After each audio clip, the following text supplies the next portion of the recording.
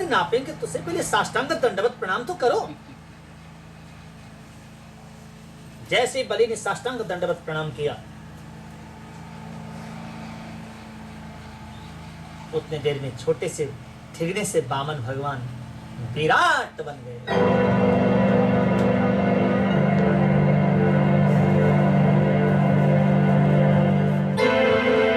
बोले विराट भगवान की। बलि ने उठ करके देखा तो ऐसे करके देखने पर भी प्रभु के चरणों का तलवा भी नहीं दिखता, इतना बड़ा शरीर हो गया प्रभु का। देखते देखते देखते प्रभु ने अपने दाहिने चरण को ऊपर की ओर उठाना प्रारंभ कर दिया।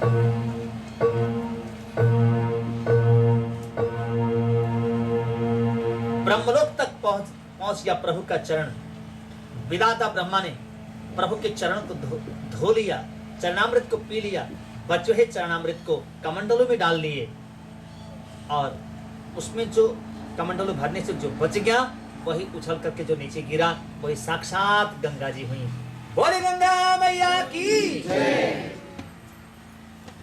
आज प्रभु ने पुनः अपने बाएं चरण को नीचे की ओर करना प्रारंभ कर दिया। पाताल लोक तक प्रभु का बाएं चरण पहुंच गया। मात्र 2 चरणों से प्रभु ने ब्रह्मांड को नाप दिया।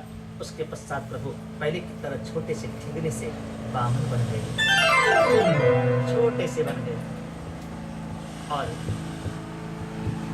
बोले बलि, तुमने 3 पांव जमीन दान देने का संकल्प किया था, 2 चरणों से मैंने ब्रह्मांड नाप दिया, अब मैं तीसरा चरण कहां रखूं? बोलो।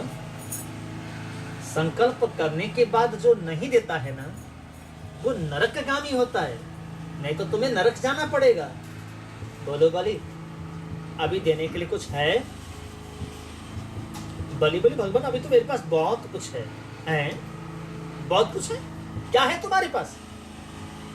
प्रभु अब सच सच बताना, संपत्ति बड़ी होती है या संपत्ति का मालिक बड़ा होता है? प्रभु ने कहा बलि, संपत्ति का मालिक संपत्ति से 100 गुना अधिक बड़ा होता है। प्रभु क्षमा करना, मेरी जो 1 गुना संपत्ति थी उस 1 गुना संपत्ति को आपने 2 चरणों से नापा। संपत्ति से 100 गुना अधिक बड़ा जो स्वयं संपत्ति का मालिक मैं हूं, अब मैं तो साबुत हूं, मैं तो सुरक्षित हूं, झुका देता हूं अपना शीश। जो 1 गुना संपत्ति है उसको आपने 2 चरणों से नापा, जो 100 गुना अधिक स्वयं मैं हूं उसको मात्र 1 चरण से नापिए, रखिए अपना तीसरा चरण मेरे शीश पर। इतना कहकर बलि ने शीश झुका दिया। प्रभु ने तीसरा चरण बलि के शीश में स्थापित किया। उसके पश्चात जैसे प्रभु ने शीश से अपना चरण हटाया, प्रभु हिलकी भर भर के रोने लगे। प्रभु ने कहा बलि, एक बात कहूं, मैं आया था तुझे छलने के लिए, परंतु तूने मुझे छल लिया। सच में बलि, अब मैं तेरा हो गया। बलि, तुझसे त्रिलोकी लेकर के मैंने इंद्र को दे दिया, इंद्र वो ले चुके हैं। अब बोल तुझे क्या चाहिए? तेरी भक्ति में मैं बिक गया हूं। बलि, अब बोल तुझे क्या चाहिए? अगर तू कहता है कि मैं तेरा चौकीदार बन के रहूंगा, और सुन, आगामी 8वें मनवंतर सावरणी मनवंतर में मैं तुझे दोबारा से स्वर्ग का राजा इंद्र बनाऊंगा, इंद्रासन में तुझे बैठाऊंगा। 1 मनवंतर तक पूरी तरह तू वहां का इंद्रासन में बैठकर इंद्र बनकर राज करेगा। चल। इतना कहकर प्रभु बलि को साथ लेकर सुतल लोक गए और वहां जाकर बलि की नौकरी करने लगे। वहां चौकीदार बनकर, द्वारपाल बनकर रहने लगे। नारद जी के द्वारा माता लक्ष्मी को पता चला कि आजकल प्रभु जो है नौकरी कर रहे हैं, परंतु जो मालिक है वो तनख्वाह नहीं देता, फ्री की नौकरी चल रही है। जब पता चला माता लक्ष्मी को, बैकुंठ के रास्ते से नारद जी निकल रहे थे, बोले मां प्रणाम। बोले नारद क्या बात है, आजकल तो तुम वैकुंठ में आए बड़े दिन हो गए, आते भी नहीं हो, बात क्या है? बोले माँ एक बात कहूँ, आप तो जानती हैं प्रभु जहाँ होते मैं सदा सर्वदा ज्यादा से ज्यादा वहीं समय बिताता हूँ। आजकल प्रभु जो है जहाँ नौकरी करते हैं ना, बस मैं वहीं पर ज्यादा रहता हूँ, क्योंकि प्रभु का थोड़ा हेल्प भी हो जाता है। और प्रभु जब नौकरी से थोड़ा फ्री हो जाते हैं, क्योंकि तनख्वाह तो मिलती नहीं है, जब फ्री टाइम होते हैं तो हम दोनों मिलकर, मैं बीड़ा बजाता हूँ, कीर्तन करता हूँ, प्रभु नाचते हैं, बस हम लोग दोनों मिलकर वहां आनंद लेते हैं। बोले नारद तू ये क्या कह रहा है? बोले हाँ माँ, क्या मेरे प्रभु नौकरी कर रहे हैं? बोले हाँ, और तनख्वाह भी नहीं मिलती? बोले बिल्कुल नहीं। वो कौन सा मालिक है जो उनको मेरे प्रभु से नौकरी कराए और तनख्वाह भी न दे? सच बोल नारद, मजाक मत कर, तो बहुत मजाक किया है। मेरे प्रभु कहाँ हैं? 6 महीने हो गए मैं अकेली अकेली वैकुंठ में रह रही हूँ, बहुत परेशान हूँ, कोई इन्फॉर्मेशन भी नहीं है, ना टेलीफोन है, ना कोई चिट्ठी पत्र है, ना कोई ईमेल है, कुछ नहीं। प्रभु का अता पता ही नहीं चल रहा, पता नहीं कहाँ है। अब बिना बताए चले गए। बताना कैसे, बताने लायक हूं तब तो बताते। सच में नौकरी कर रहे हैं, चौकीदारी कर रहे हैं आजकल। जब पता चला कि बलि क्या द्वारपाल बन के बैठे हैं, माता लक्ष्मी रोने लगी। नारद तू बता उपाय, कैसे प्रभु मेरे को मिलेंगे, वापस आएंगे? बोले माँ एक उपाय है कि जहाँ नौकरी करते हैं, उस जो मालिक है नौकरी कराता है, जो जिसके यहाँ नौकरी करते हैं, उसकी कोई रियल सिस्टर नहीं है, तो आप चाहो तो गॉड सिस्टर बन के जा सकते हो। तो बोले ठीक है, फिर कुछ ना कुछ तो उपाय करना ही पड़ेगा।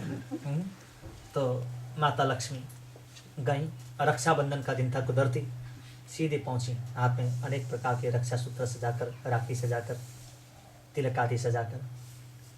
बलि ने कहा जिंदगी में आज पहली बार कोई ऐसी बहन आ रही है जो रक्षा सूत्र लेके, आज तक तो मेरी बहन कोई है ही नहीं, तो इसीलिए किसी ने मेरे को राखी बांधा नहीं।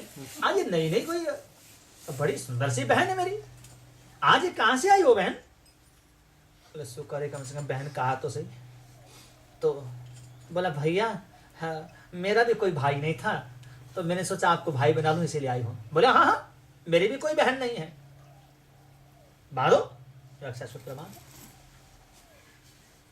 बोले क्या चाहिए मांगो, जो कहोगे सो दूंगा, भूतपूर्व त्रिलोकीनाथ हूं और भविष्य का भी। हाँ तो इसीलिए जो कहोगे सो मिलेगा। बोले नहीं भैया, हम भैया से हाँ, बस भैया का प्यार मिल गया यही बहुत है। बोले नहीं नहीं बहन, चाहो तो तुम यही रह सकते हो। मन ही मन बोले यही रहने के लिए तो आई हूं, क्योंकि मेरे पति यही है। नहीं भैया वैसे तो मैं अपने घर जा, नहीं नहीं नहीं अब वैसे नहीं, अब यही रहो। तो बोले ठीक है, जब भैया इतना प्यार दे रहे हो तो यही रह लेती हूँ। तो बहन ये भीतर ये राज दरबार है, तुम्हें जो अच्छा लगे वहीं रहो। तो उतने में देखा चौकीदार किधर है, बार बार प्रभु को ढूंढे। तो उतने में प्रभु दिखाई दिए, प्रभु ने मुंह छुपा लिया। तो उतने में लक्ष्मी ने टेढ़ी नजर उसने देखा और आंखों के इशारे से पूछने लगी क्या चक्कर है? भगवान ने कहा चुप, मालिक के सामने हम बोल नहीं सकते, नौकरी कर रहे हैं, अब यहाँ कुछ नहीं, यहाँ कोई भाई भतीजावाद नहीं चलता है।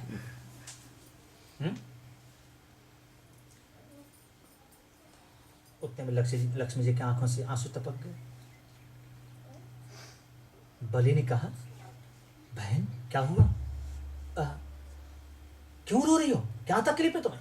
चौकीदार ने कुछ कहा? इन्होंने तो सब कुछ कहा। नहीं कुछ कहा है तो बोलो। बोले नहीं नहीं। बोले फिर तुम्हारी आंखों से आंसू कैसे आ गए? जिंदगी में मेरी आज तक कोई बहन नहीं थी, आज पहली बार बहन मिली है।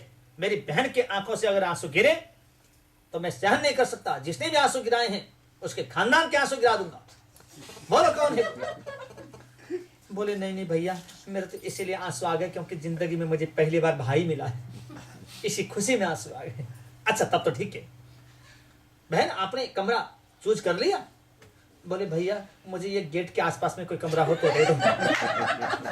बोले नहीं, तुम मेरी बहन हो, तुम्हें गेट के पास कैसे कमरा दे सकता हूँ? तुम्हें दरबार के भीतर तुम कहो तो मेरा कक्ष भी ले सकते हो, मैं अपना कमरा चेंज कर दूंगा।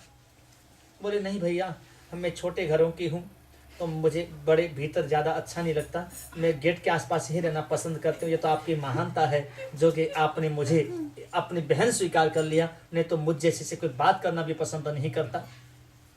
6 महीने होते हैं बात किए हुए, मेरा घरवाला ही मुझसे दूर भाग गया, मुझे छोड़कर 6 महीने से। बोले हैं कौन है तुम्हारा घरवाला? बहन बोलो, मैं उसको ढूंढ के लाता हूँ, मेरा जीजा होगा ना वो, लाके यहाँ रखूंगा।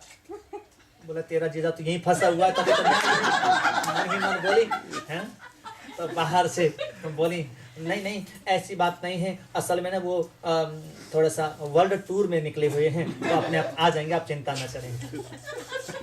अच्छा बोले हाँ, तब तो ठीक है, पर उनको पता है कि आप यहाँ हो?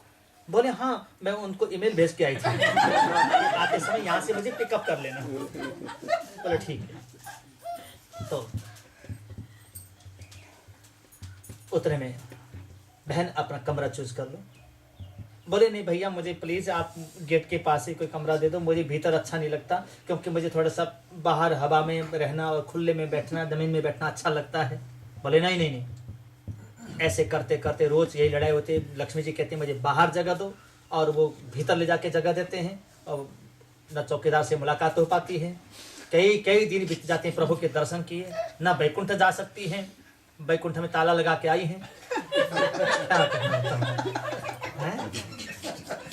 लॉक करके आई है बैकुंठ में। और श्रीमान नहीं है तो क्या करना, चौकीदारों को बुला जाओ, तुम लोग भी छुट्टी जाओ, नौकरों को सबको